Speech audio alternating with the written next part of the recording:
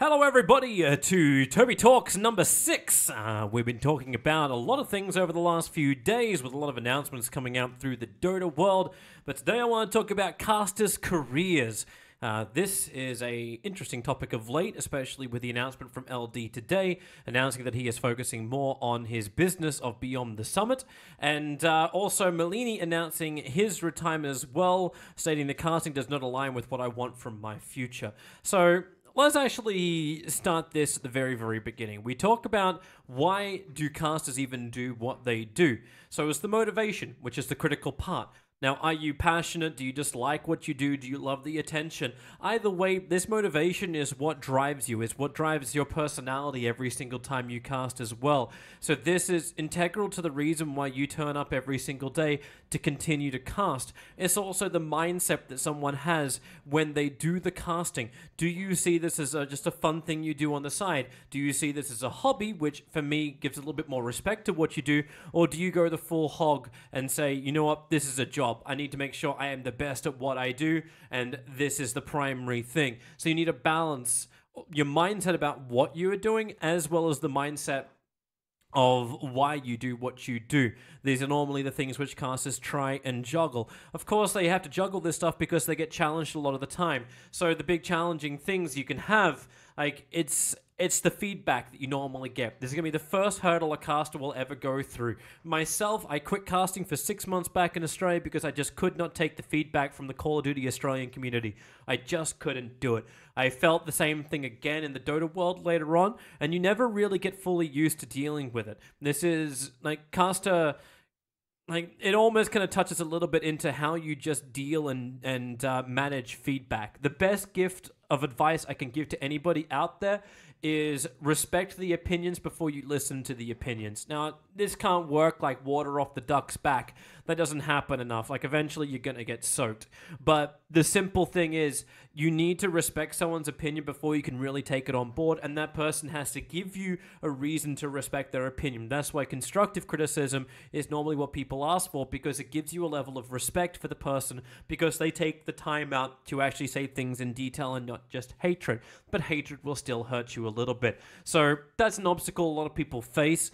The boring repetition of life. Another thing I can speak from very heavy experience about casting a lot of small cups. Just grind casting is what we call it, where you can cast 6 to 7 games in one day, and the games may not be the top teams. They may just be bad Dota. It may be good Dota, but either way, you're grind casting, and repetition will always lead to being, like, not unique. Like, it's going to basically force you to repeat the same stuff you've already said, and when you're in a meta which is a little bit more stale, there's not a lot of diversity which you're instantly going to think about to talk about. So you're going to find yourself repeating exactly the same phrases that you repeated before, and this grates at you because it's like, as is my job, which I always just rocked up to because it was just so entertaining, now turned into a 9-to-5 job. And a job which has to be driven by passion, because you've got so many other passionate people out there that if you treat this as a 9-to-5 job, if you treat this as a industry which you can just walk into, just learn the skills in a textbook and then apply, you're never going to get anywhere. This is like, I made a comment over on Reddit previously about Day 9, and it was the fact that I said that Day 9 is one of the primary reasons that casters develop the way they develop now in esports, because he made it personal. He really put his personality out there and gained a huge adoration. Like, the fans were swarming him every single time. He's the only man at DreamHack that I know to have ever had his own tent. It was literally called the Day 9 tent. And this is something which every other caster and every other personality strives for. A dedicated fan base. So it pushes you, and it's really difficult to be that person when you work day in, day out on the same stuff every single time and there's no uniqueness to it. And when this happens, you kind of lose track of the future. And that's the next thing. That's the big obstacle. And this is the one that Malini has hit.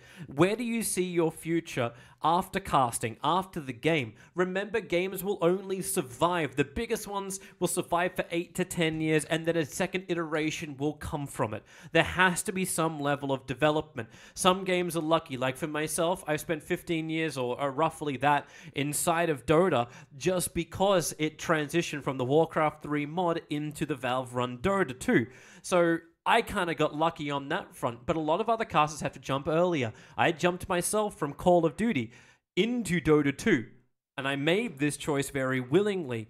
And this is another obstacle which you kind of also have to look at. A caster can never lock himself into one area. You just can't do it. So the issue you're gonna have, the issue you're going to have is the fact that you can't say you're gonna do one game only for your entire life, because this won't work. One game only doesn't function. And the primary reason why one game only doesn't function is because the technology and the hardware and the software will always advance forward. There'll always be something new, and a player will not play the same game day in, day out. This will always change. And this is something that a caster has to change with as well. Understanding that the esports industry is a rolling industry. It's not a stationary one. It's not like football, which is going to last for a very long time, and you just find quirky ways of showing it. This does not happen. So this is a big obstacle that you face. Now, you can look at how people have faced these obstacles. So Malini, we don't know. He did not say where his future is going to be. He did say he doesn't have a secret job at Valve that he's going to, which is what a lot of people thought because he moved to Seattle. Instead, we have like this question mark of like, what does he see his future as? And when he's ready, he'll tell the world about that. LD is a little bit more open about this. So LD built a company Beyond the Summit, crowdfunded originally, and then just built up by a core team. Now, this company has gone through many iterations, but at the end of the day, they're a really good company. They're small in comparison to a lot of the other big ones, but they're strong in what they do, and that's what sets Beyond the Summit apart. Now, of course, they want to go further, and really for a company like that, you need to have a CEO who is 100% focused on that job. And this is where you can also understand too, like LD saying, you know what, as a caster, maybe I don't want to do this. The Dota world is not really that appealing to a lot of casters, and this is because a lot of things became generic. These are the obstacles I was talking about. Repetition of casting. So many qualifier games that every single game seems the same, even when you have the top teams playing against it. This is why I spoke out a hell of a lot as well about the international with the group stages, where every single game gets lost. There isn't a clear line of belief in a lot of or interest in a lot of the games that happen in the Dota world. We've got so much content, we're spoiled for content, that meaning has basically been nulled.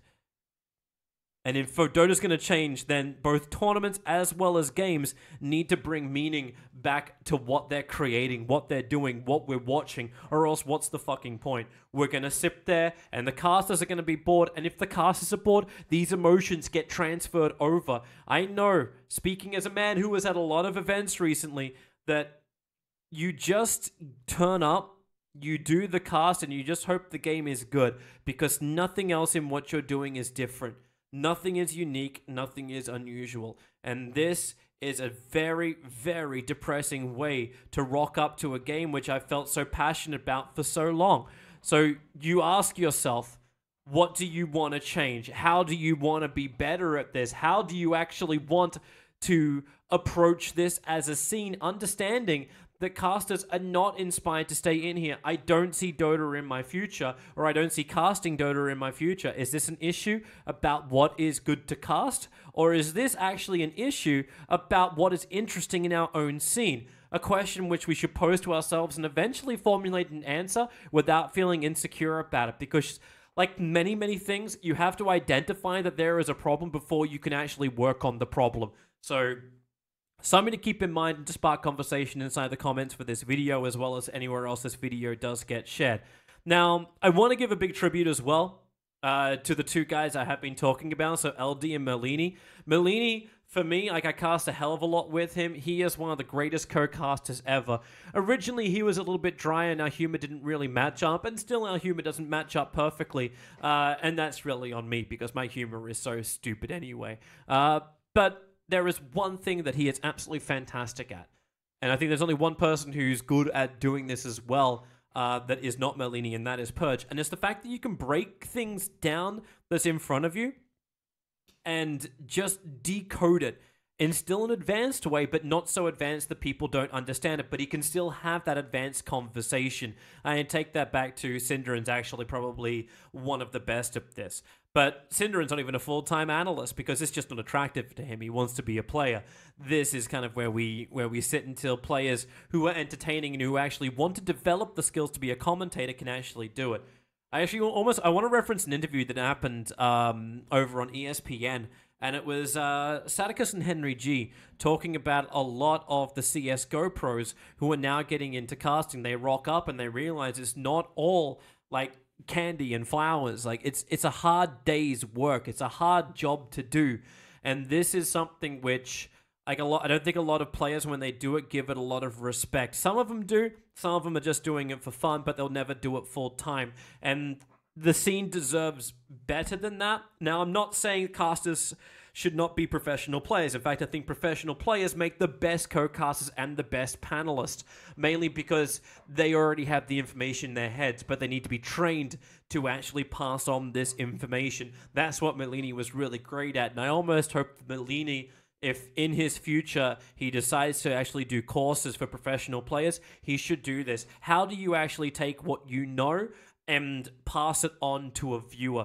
It's a skill which he's very, very adept at, and really, in my mind, I hope he passes on what he has learned, because it's really important for him to do that. As far as LD goes, he's creating a great company, great content. While Dota is obviously a shit show for creating content in it right now, because there's very little reward for a large budget, I still hope BTS, and he did say that BTS is still looking to keep doing things in Dota, but at the same time, in order for his company to succeed, as he also stated, that they built themselves into a lot of other games. The CS Summit is one of the greatest tournaments. I watch it every single time just because it is so good at making the most out of the people who are involved in it.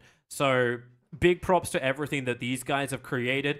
I will sorely miss LD as a play-by-play caster. Forever, it's kind of been the top four.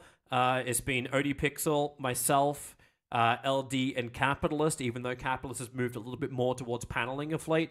But for me, LD was always one of the greatest because he was so articulate in what he did. He was mentally stimulating when you'd watch him cast a game. And this, for me, set him apart from a lot of people because he didn't mentally stimulate you by using huge words and just complicating things. He was articulate, he was simple, he was easy to relate to, and he really was a member of the community that just displayed himself perfectly as a member of the community in the way the community can really relate to. So big props to LD. I wish him the best of luck at anything he does in the future, and I know he'll succeed. He's a very talented man, very talented businessman as well, so BTS will succeed. I have no doubt about that, and also the best for Malini. So what does this now mean for Dota? We want to push into this type of conversation. So what do you do in the future now for Dota? This means opportunities for a lot of Tier 3 casters. Now, obviously, this will become a very interesting topic when the Tier 3 casters have come under a lot of fire recently, mainly because of be it unprofessionalism or just the fact that it's just not that entertaining. There's been a lot of call-outs for Tier 1 casters just to fire up their streams and get involved, or dedicated community casters, be it Grant, Admiral Bulldog, or Sing Sing, or anyone, to basically cast what's out there. And this is something which relates back to my point before, where it's boring and repetition. You don't want to have these things as a caster. So when people I haven't heard you cast in a while, it's a very similar kind of approach to what the Good Studio used to do, where the Good Studio, they do one thing every 3 months, and everyone, while they wait for the next 3 months for the next thing to happen, they're like, oh my god, I gotta get into this, I gotta do something, I've gotta be involved, but you know what, let's just wait and do it properly, and then you get remembered for that, and that's where the transition goes. Like, when I started out my 2018, when I left Freaks for You, what was the thing I said? I wanted to do things that actually had meaning. This is the critical thing that I want to dictate my life in 2018 and help direct it into 2019. And this is the reason why I haven't just been saying yes to every single tournament. I want to do multiple things. I want to cast multiple games again. And this is my perspective, and this is going to be a perspective of a lot of people as Dota becomes very repetitious for them. So this is a big loss for me because Dota is not being unique and interesting anymore. And if I'm feeling this, I'm certain that the viewers are feeling this, that the community is feeling this. So opportunities for more tier 3 casters will definitely come. And for me, this is a great thing as long as they step up, as long as they learn. I haven't been just pumping up this casting guide series more and more because I just want to I like hearing the sound of my own voice and I want to be relevant. It's not for that. It's for the fact that I know that these guys don't understand exactly what they need to do all the time. So they need someone to actually teach them how to do this. And you as a community also need to understand how hard it is to commentate. It's not as simple as just putting on a headset and talking when you want to do something more than a TeamSpeak cast, than just sitting with a bunch of people and just talking about shit over a couple of drinks. That's great, that's a fantastic atmosphere, and that is also content itself. That's literally what the Summit does perfectly, but commentary is another level up. You guys beg for professionalism. This is how you actually go to the next stage of professionalism, by understanding what you need to do to create an entertaining cast and understanding the intricacies of it. You want to understand the intricacies of a cast? Go back and look at the video I created where I talked for 20 or so minutes about just a 2-minute team fight and how you cast it and all the things that go through your head. Understand that this isn't just a simple thing to do. And so anyone who gets the opportunities from people like LD as well as Malini stepping down by less tier 1 casters doing consistent events, these are the things that you need to learn and step up for the community if this is what you truly believe in. If you're just coming in because you think you can fill the place and earn a quick buck, then on behalf of everyone in the Dota scene, fuck off. You do not belong here, and you're just abusing a community for the sake of your own career. So, yeah, bit harsh, but it's the way I feel about it. So my biggest concern is those people don't step up and we get a big loss of quality. This is a very large concern. Malini and LD are huge shoes to fill, and I don't think anyone's really ever going to fill them. So the loss in quality coming into TI, who's really going to be part of this? Who's going to be part of all the major events which are leading up? We've got a lot of them leading up into TI, a lot of talent who definitely want to be putting their mark out there, and a lot of talent who may overstep the mark, as we found out a couple of days ago, just in order to get recognition. So I'm interested to see who the community turns to, who the community likes, and if the community even can accept this. So this is something for me which I think is going to be a very rocky territory for the Dota community, and it's a big wake-up call as well, because this is people leaving the community. Like, we've had that moment. In fact, again, personal experience for this one, I made a lot of mistakes, so I've got a lot of things to actually share because I learned lessons. When I went to the CSGO community, I wanted to cast a couple of CS games. What actually happened? Like, people started shitting on me. The CSGO community welcomed me with semi-open arms. Well, until I cast, because I did a really bad job. But the Dota community kind of like, they rip you apart and turn you into a meme because you're doing multiple games, as opposed to saying, why isn't he wanting to cast more Dota? Why isn't he wanting to stay inside this game? So, and I don't blame the community for that. Communities are very passionate about the direct game they have, and Dota has also been one of these games that's always been under pressure, always been under siege, because Blizzard never believed in us in the first place. Then we have all the Valve tournaments coming up, but then things go, like, ever since the Shanghai Major, we started having a lot of communities say, well, Dota isn't the #1 esport anymore, CSGO is the #1, now PUBG's got huge numbers, our numbers are going down, we're feeling very insecure about life, universe, and everything. And this is something which kind of needs to change, and like it goes back to what I was saying almost 10 minutes ago, where it's like we need to identify the problems in order to deal with the problems. If we don't do this, we'll never fully be able to evaluate what we're doing right and wrong, and we won't know how to move forward. So I'm hoping there's a big enough wake-up call that talent are just not happy, talent are not interested, and this could be on behalf of like tournament organizers when things are just boring, they're cookie cutter kind of stuff. They're just making the content, creating a generic tournament, and hey, well, what's coming up next? Well, the only thing that's interesting, I remember at one tournament, like, one of the organizers said, things are going too well. We need to fuck up something so we can create drama so people talk about us. This was probably one of the saddest things I ever fucking heard. But this I think is a lesson we need moving forward. As a Dota 2 scene, you need to remain interesting in order to keep the talent you have, to keep the support you have. And then also on Valve's shoulders, to showcase that there is a future for this game, that there is support for people to either make a living out of this game or at least support the third parties who can employ people to continue to make interesting content and not just content for the sake of raising up money to become a major or a minor. This is not where the money should be. It should go to making us an interesting community, to making us a community which has the funding to develop. This is why I believe the CSGO community, the League of Legends community, as well as, do I dare say, the Overwatch community, are three of the strongest communities out there right now, because the funding goes into making their storylines. The funding goes in to ensuring that the progression of the game, the players, and the storyline that is being consumed by their users, by their viewers, is one of these things which you want to consume, and it's not something which is just like thrust upon you because we have 20 games all at the same time. I love the fact that I've got a whole bunch of options, but do I give a shit about any of them? And I think all three scenes that I mentioned previously, they all craft their storylines very, very well. While you may not agree with a lot of the other stuff, that is one thing that you cannot deny about the other scenes. They are all about making sure you give a crap when the team plays. So that is what I want to end this on. Give a crap, help us give a crap, move forward this way, or else Malini and LD will not be the first ones to go. And I will say it myself as well, as a tail end for anyone who actually got this entire video. Myself, I'm going to cast PUBG in 2018. I really enjoy the game. A lot of my streaming hours, in fact, I get more viewers on my Twitch stream now when I play PUBG to when I play Dota 2.